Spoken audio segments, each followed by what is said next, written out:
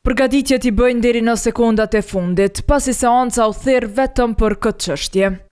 Përfaqësuesi ligjor i Gazetës Nacionale tregoi se i ka mbledhur 24 prova materiale për të dëshmuar se Radio Televizioni Publik i Kosovës shpifi kur e publikoi lajmin e mediumit Slobodna Bosna, ku shkruhej se kjo gazetë merr para nga Serbia. Asnjëherë deri tani nuk është mohuar se. Nuk është mohuar se. E paditura. E paditura.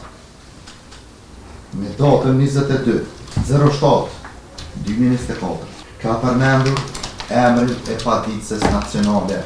Pikërisht disa raporte të IT-s që u sollën nga zyrtarja ligjore e RTK-s si prova, u kundërshtuan rrept nga ai i Gazetës Nacionale. Kjo është i shkruar analizë e të paditurës, është interpretim jo i zyrtarëve të IT-s, por informacioneve që ka nisë në një platformë që ka në ChatGPT. Avokati Kërveshi kërkoi që në gjykatë të sillet si dëshmi proces verbali i takimit të bordit të RTK-s, edhe komunikimet e stafit për çështjen e lajmit. Këtë nuk deshi ta bëj përfaqësuesja ligjore e mediumit publik. Kundërshtojmë vlerën provuese. Që paditësi, përfaqësuesi i paditëses i atribuan këtij dokumenti. Ky proces verbal përmban diskutime.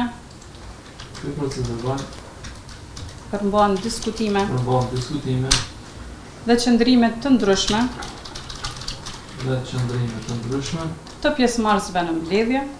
I kundërshtoi edhe provat. Pasi ato përbëjnë artikuj medial të publikuar nga vetë paditësja. Megjithatë nuk e bindi gjyqtarin Ermir Ahmetaj që me vendim i caktoi RTK-s kohën për sa duhet i sill provat. Zyrtarës ligjore të RTK-s nuk ju aprovuan as dëshmitarët që i propozoi. Ata që dihet sigurt që do të flasin në këtë proces do të mirën vesh në seancën e ardhshme, e cila të njëjtën nuk u caktua.